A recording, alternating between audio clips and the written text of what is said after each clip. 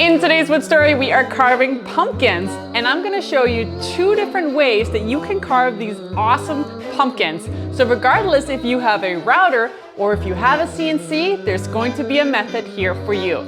So go grab your tools and let's start this wood story. For this project, you're going to need a piece of wood that measures 13 by 12 inches, and ideally a full inch in thickness. But if you only have 3/4 of an inch of wood, that will also work. As always, start by preparing your wood or buy it pre-surfaced to S4S. That means that it's been surfaced on all 4 sides, and it also means that you don't need tools such as a joinder or planer if you're already buying it in this fashion. Now, I started by gluing 2 pieces together to make one large one. I am going to be making 2 of these, but that's only because I'm going to be showing you 2 different methods. But you only need to make 1 per tray. For method number 1, you're also going to need a jack-o'-lantern router template, and I have of course made this one available on my website. Just scan the QR code on the screen or go to the link in the description below. The router template is actually a 2-part template. It has an outside frame and an inside face. Now start by laying both of these templates on your wood and trace everything with a pencil. This will just help you with the alignment as we use the different templates throughout. Then, using quality double-sided tape, because not all double-sided tape is the same, and if you need to know which one is a great one, then check the link down below. You're going to want to apply several small pieces of this double-sided tape to the face template. That's the one that's on the inside. And then use those pencil alignment marks we just made to place the template down on the wood. It's time to get started with the routering, and you can use a templating bit that just rides around these different grooves. I am going to be using this special templating brushing set where you just insert a regular bit into. I am going to be using a down cut bit, and I am going to be using a bit that is 1/4 of an inch in thickness. And that is what this template was based upon. So these eyes are made a little bit bigger in mouth just in order to accommodate that. It also means that if you end up using a smaller bit than that, then you're just gonna have bigger eyes and a mouth. But I would not go any bigger in bits. So 1/4 of an inch, that will be your max size, or those eyes and mouth are going to start looking a little bit funny. But the other thing you might be wondering is, why are we carving out the eyes, the mouth, and the nose to begin with? The reason is because the whole project is to make it much deeper than the rest of the tray. But if we waited to do this part until after we have already carved the inside, then when we go to put this on and to carve it, it's going to be further down, which means we're not going to be able to get into all the grooves because this is going to be hitting the inside here of the edge. So that's why we're working a little bit opposite. But what that also means is that you're going to have to determine your depth at this point. So this whole piece right here is just about 1 inch. So you can decide how far down you want to go, but just remember it has to be deeper than what you want your actual tray to be. Now, handheld routing, and especially using a template, it's just one of those things where slow and steady is going to give you the best results. So don't be tempted to remove too much material all at once. It will not go well. As a general rule, you should not remove more than 1/8 of an inch at each pass, but do double check the recommendations from the manufacturer for the bit that you're using. And as mentioned, I am using a regular bit sitting inside of a template bushing that then rides along my acrylic template, which is preventing me from going beyond the template or even ruining the template. Now, you can absolutely use a bit with a bearing. That will instead ride along the template. Those are usually fairly inexpensive. I do find though that with the bearing bits that you usually need several depth sizes, as otherwise it can be a little tricky to get it started. But you can usually buy sets that comes in different depths. I'll leave a link down below to one that I've used in the past. Okay, I finished the inside part now, and now it is time to take this off so that we can get the other template on and start working on actually carving out the whole area. Now be careful when you take off this template because you can break it. You need to be careful. Okay, yeah. Ouch. Now take this off right away so that it's ready to use for the next time you need it. And then make sure it's nice and clean, the area. No sawdust, because we do need to apply this. And the reason that I also penciled it beforehand is because, you know, I might have forgotten what way the template goes. This top part is slightly different. So just to kind of make sure that I'm still doing everything properly and that I have it in pretty much the right place here. And then we're just gonna need some more painter's tape. Sorry, not painter's tape, double-sided tape. I really like this one from X-Fasten.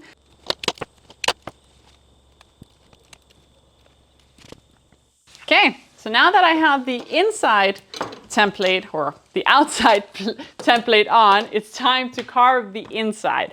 And we are going to do it in a similar way, but the difference is we're not going to go as far down as we did before. This is our max step, and we need to come a bit above that, because otherwise we're not going to get the effect that we're hoping for, which is this nice effect with these faces inside here. With the outer template secured to the wood, I'd like to start by taking a pass on the inside of the template along the border. This will just give me a bit of separation between the rest of the area that I still need to carve out.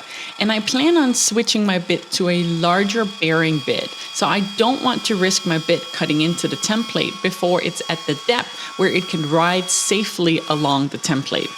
Once this inside pass is done, you can start to remove the inside material, setting your depth a bit higher than the depth that we did for the eyes in order to get that 3D effect. Now again, remember, only remove a max of 1/8 of material per pass, or whatever the manufacturer has set for your particular bit.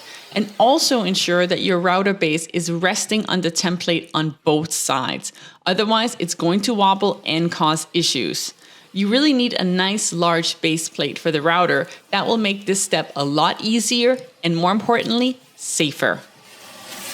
Hi guys, it's Winnie here from the future. I realized as I was editing this footage that I didn't quite make it clear enough what it is that's going on when you're actually routering and why it's important to have something that's much longer for your base of your router. So let me go over it a bit more in detail. So when you get your router template set, or if you're using someone else's, if the router template is very large, such as this one spans almost 13 inches and 12 tall, when you put it on, your regular router is not going to be supported on both sides of this router template. That's why it's important to have something that's much longer. Now in our situation, we need to be able to route away all the inside material, which means I have to be able to get all the way over here and all the way over here with this router template while it's still being supported. So having a very large base for your router is key. It can be tricky to do without it.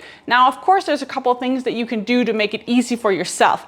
One could be to add some braces and essentially create a router slet for it to slide on. But if you don't have that available to you, then you can purchase something like this. This is a larger base for your router. Now, I only have a Dewalt router, and I have a plunge router that it sits on. So I have made the plans available for this one on my website. So you can go right ahead and you can buy this one if you have the same one, and then you'll be able to have that really nice base. It's clear, so it'll allow you to see, and it will even allow you to add a bearing. So if you want to use it with a bearing, it also has that groove for that. But if you don't have a Dewalt router, then you absolutely can find other retailers that are selling them. You might not find them in standard stores. You might want to look at a site such as Etsy. They usually have different ones where creators such as myself have gone ahead and created bases for routers. And if you happen to have a specific brand and you're curious if I can make it, reach out to me. If there's enough of you who say, I really want this, then I'm happy to figure out the measurements for that too and create it for you so that you have an option. So let's do that now. Let's get back to the video. You will see me using a very quick version that I made of this. It looks a little bit different. I made a much nicer one after the fact because I realized that you might want one too. So if you want it, it's on my website. I'll leave the QR code right here so you can go and grab it. Now let's get back to the video. So this is what it's looking like after I am done routering it out. And as you can see, this is the amount that the tray will be, but obviously the eyes are a lot deeper than this. So it kind of creates that cool 3D effect. So now we just need to cut out the outside here, which you could also do on the router, or you can at least start it on the router and kind of trace it. That will help a bit. And or you can just trace it and bring it right over to the bandsaw to do that. I am probably just going to use my router, seeing as I have it out anyway, to create that initial groove, and that will give me a really clean cut. With the pumpkin shape all cut out, I sanded it to 220, and then I decided to add some black epoxy to the eyes, nose, and mouth. I only poured a small amount into each hole, just enough to cover the surface, as I still want some of that extra depth in case I want to use this tray for some candy later on. But you do whatever you want with your version. Now, this epoxy is going to need a little bit of time to dry, probably till tomorrow. And while it does that, I'm going to get started on the CNC version. This is going to be a little bit different than this one because we're both going to carve the shape and we're also going to add an inlay. Let me show you how. I want to take a quick minute to say thank you so much for watching this video. Your support means the world to me. Every time you like, comment, and subscribe to my channel, it means that I can continue to bring videos such as this one to you. So thank you very much. But there are other ways that you can connect with me as well. You will find me both over on Instagram, but you will also find me over on my Patreon page, where you can become a VIP member or a regular member, depending on your preference. The benefit is that I post behind the scenes content outside of the bi-weekly videos that I'm making. So I'd love to see you over there. I'd love to meet you, and I'd love to hear more about who you are and what you're looking for in videos in general. So go meet me over on the Patreon page, and a huge thank you to all the Patreon members who are already following me and who are supporting me. I really appreciate you. And if you'd like to support me even further, then I've made these really fun t-shirts. This one I call the upside down flip shirt, because not only is it functional, it is also extremely practical. For example, you might be wondering why it's upside down, but it's actually so that you can read it and so that you can convert measurements right on the go, knowing that you can take something like a quarter and bring it over to the millimeter section and know that that's 6.35 in no time, making it both fun and functional. And I'll leave the link right here so that you know where you can get it, and know that you can both get it in this t-shirt style, but I've also added some new fun summer styles for you to check out. Now let's get back to this video. For the CNC version, you're going to need a bit of wood for the inlay plug, and ideally this should be a nice contrasting color. Now I'm using Powdag as my main wood, so for the inlay I have chosen walnut. And here you're seeing me resaw some wood because I really only need wood that's about 10 mil in thickness. So here I am inside of Carve Create, and this is the exact same template that we had when we were using the handheld router. But in order to use this on the CNC, we need to set up some different tool paths, and we need to prepare the plug. And right now you can see that it has the face inside. And this is what I'm hoping to create a plug for, meaning that I want to fill these in, kind of like what we filled in with the epoxy on the other version. I want to fill these in with walnut. So the very first thing that we need to do in order to prepare this plug here is we need to select the face, and we're going to need to make a copy of it. And I'm going to just drag that over here to avoid confusion. And then it is very important that you mirror it. So I'm going to go ahead and click that right now. And now this is a mirrored image. But in order to actually make the plug, we need to have an outside border in order for the machine to know to carve it in the correct way. So what I'm going to do is I'm going to select it all again, and then I'm going to go into this little offset path tool here, and I'm going to say 15 mils to the outside. And you might need to play around with these settings a little bit, but essentially what I'm hoping to do is create this kind of outline right here. And it's okay that they have these little things here because I could just remove them away. But the idea is that we want to have something that goes all the way around the wood so that we can carve the inside pieces and give it that 3D effect. And once you have this shape, you can even go inside again. That can just save you a little bit on wood. So you can go in right there, and then you can delete that whole thing right there. Now, we're not going to need this image for a little while. So if you want, you can just put all of this on a layer. You can do that by selecting the L shape, and then you can just select move selection to the layer, say okay. And then this one we will also put on a layer, and I'm gonna move it to this one, move to the face, perfect. And then now in theory, I should be able to hide that. And then before we get into our tool paths, I'm just gonna move it over here to my wood. And speaking of wood, it's really important that you set this up because this now needs to represent the size of your wood. So if your wood is smaller, just make sure to change the width and the height of it. And more importantly, the thickness of the wood. Now you do need wood that's at least 10 millimeters in thickness. We will be carving the plug itself to about 5 millimeters, and then it needs a little bit of extra wood below it. So just make sure that you set the thickness of your wood, and you can of course choose inches or centimeters depending on your preference, but I am working in metric in millimeters in this case. So then now that we have our plug already, we're gonna go into the tool path, and it is a good idea just to set it up as groups. So you can go ahead and select this, and then you can go in and you can select that you want to do a V-carve, and we're gonna use the current selection for that. And then you're going to say enable area pocket tool. Now you're going to be using the biggest tool that you possibly can that's going to speed things up. So in this case, you could probably get away with a 201. So if you want to go in and change that, that's just going to make it a lot faster. 201 end mill, and I'm just going to go by the default settings, but you can definitely play around with that if you know your machine. And then you're also going to go in and you're going to select this little box here that says Inlay plug mode. Click that one.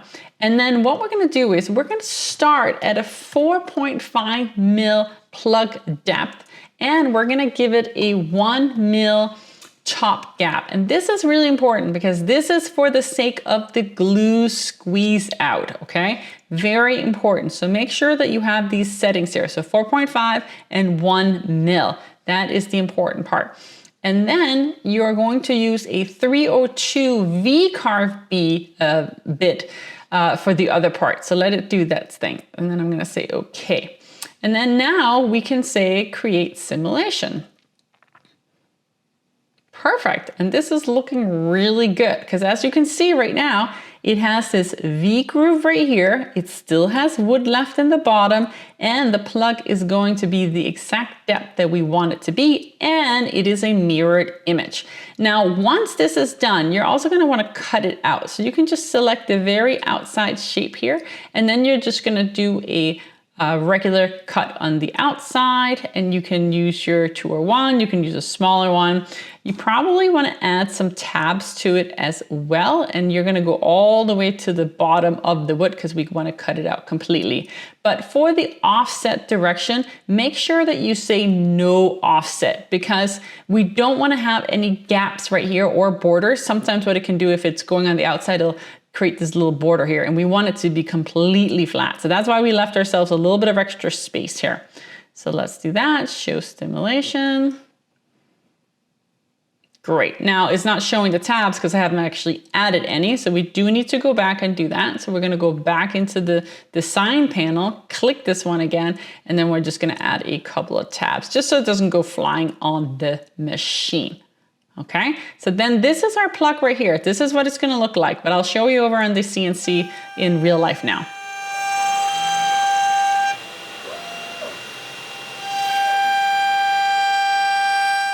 So the plug is now done being cut. Mostly, I just need to actually take a bandsaw or a little saw and do the rest of it. And that's just because I forgot to add some tabs to it. So if I had gone all the way through, it would have jiggled around and possibly ruined the whole thing. And I didn't want that to happen. But now what I'm gonna do is I'm gonna take it out of here, and then I'm just gonna show you something else here, because it does come with these little fuzzies, these wood fibers, when you first finish it. And you do need to remove them because otherwise it's going to give your plug issues later on. So here, make sure that that focuses. So as you can see right here, there's like little fuzzies all the way around here and here. So even once we've cut this last little bit out and released it, we have to remove this because otherwise that's going to give us some issues when we glue this down. So the best thing to do is just to have like a toothbrush or like a hard brush, kind of like this one, and then just like scrub it away here. You can also use a light sanding, but I find that for the most part, this is pretty much gonna get rid of most of it. So now that the plug is done, it is time to work on the actual tray part. So we're gonna go back into Carve Create right here. And you can see as before, we still had the plug loaded, but now we need to work on the main shape. So the first thing I'm gonna do is I'm gonna go in and I'm gonna disable this plug group because we don't need that anymore. And then I'm gonna go into the design and bring back up the layers. And then I am going to remove the plug now, and I'm gonna bring back the actual pumpkin that we had from before here. Okay, so now you can see we have the full pumpkin on the screen and the plug has gone away. Now, very important, once again, you need to go back into your job setup and you need to select how wide and how deep and the thickness of the wood, because this is important. So in this case, my wood is now 22 millimeters. That's what it ended up being. And I'm still working in metric. So I'm gonna say, okay. So now we're gonna go in and we're gonna carve the inside. And of course you can have some creative fun with this. There's no one who says you have to do it the exact same way that I'm doing it, but I'm just gonna be offering you a guide.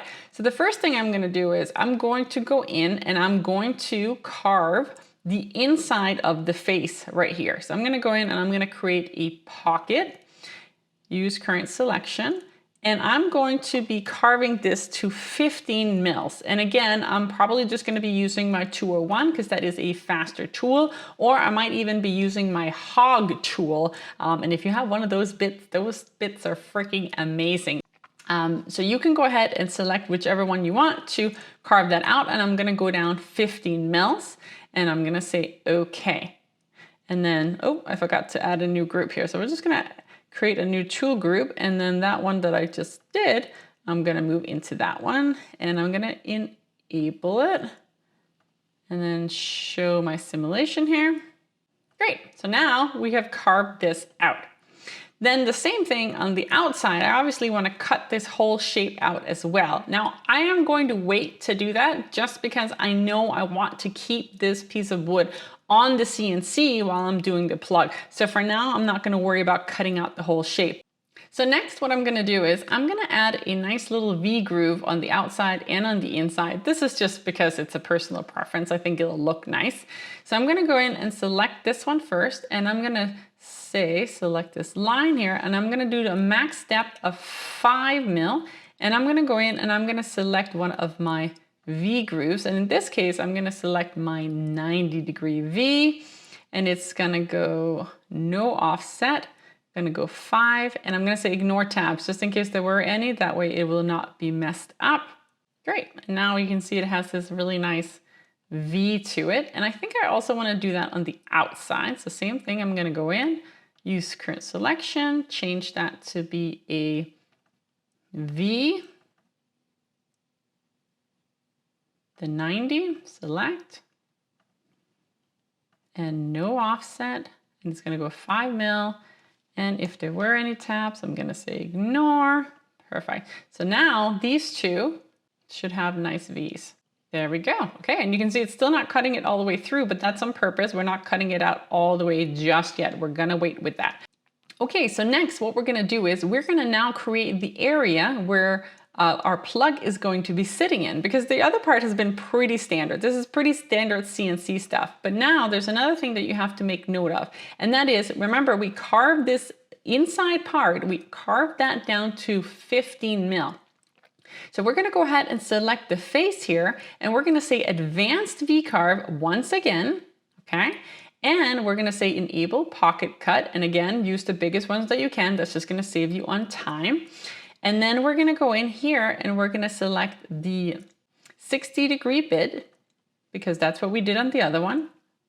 So we want it to match 60 and 60. And then right here for our plug, we want it to be 5 mil, but we're starting at 15, because remember, we're starting further down in the tray, which means now this needs to be 20. Okay, so that's important. So we're gonna start with this one, enable the pocket, at the pocket, and then you're gonna start at 15 and go down to 20, okay? And now it's gonna carve these out. So we're gonna say show simulation. And there we go. Now we have our inside area, which is our face inside of the tray. And we didn't waste time because we started at 15 mil because that's how much we had carved out first. And now this area is going to be ready for our plug. So let's go ahead and cut this on the machine now.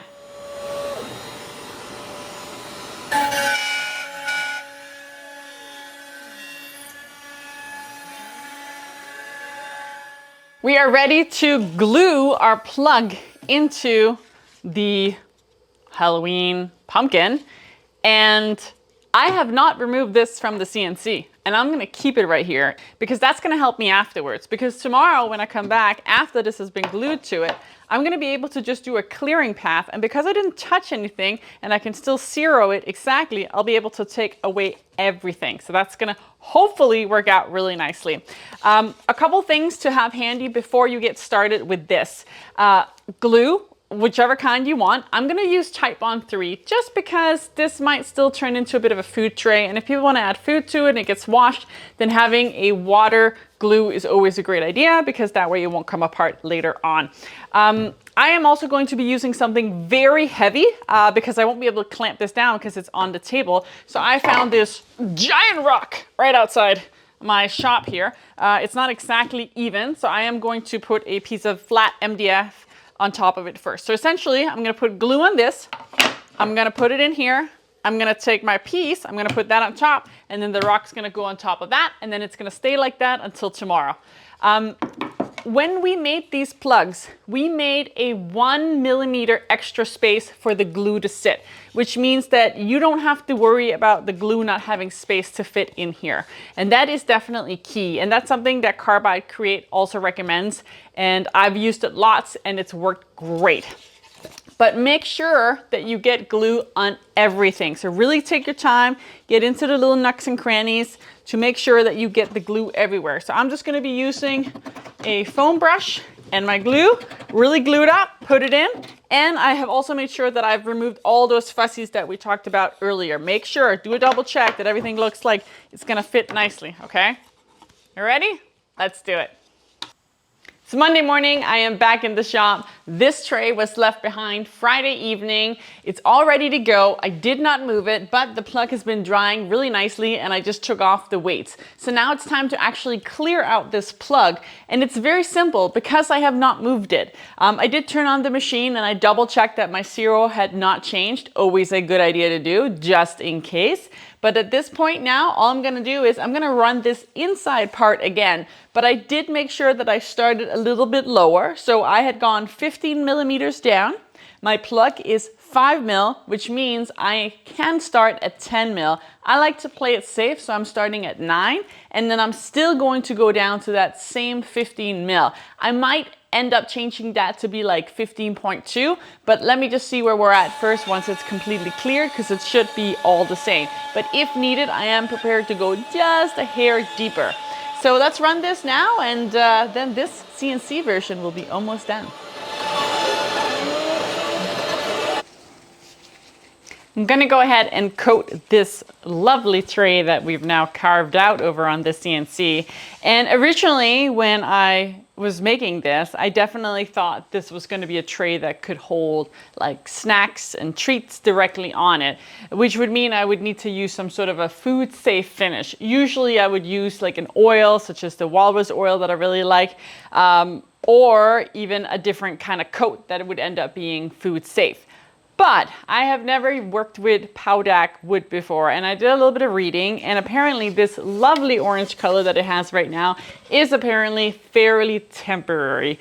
I don't know how quickly it gets removed, but I want to take some precautions for trying to preserve this color, at least for this year. It might not last forever, but at least for this year. I've carved it a couple of weeks before Halloween here, and I want this orange lovely color to stay because apparently it gets more brown with time, which is something that you might want to think about if you're doing an inlay and if you do end up choosing Paudak as well, because I ended up doing walnut, but if these two colors end up being almost the same, then maybe that's not the best combination.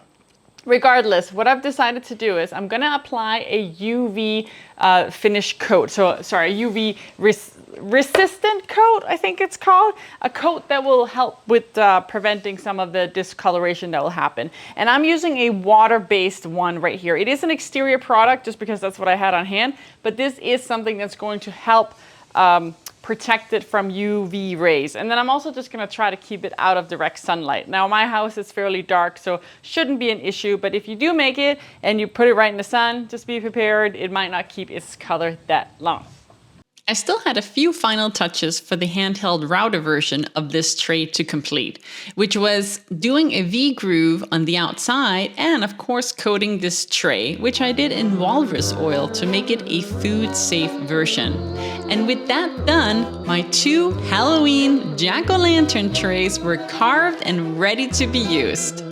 Both trays turned out great, and this is such a quick and easy project that you can easily batch out a bunch of to sell or give away before Halloween. So let me know in the comments below, are you team CNC or team handheld router? Thank you so much for watching. Don't forget to like, comment, and subscribe for more great videos. And join me over on my Patreon page for more behind-the-scenes content, or connect with me socially over on Instagram. I'll see you soon in the next Wood Story.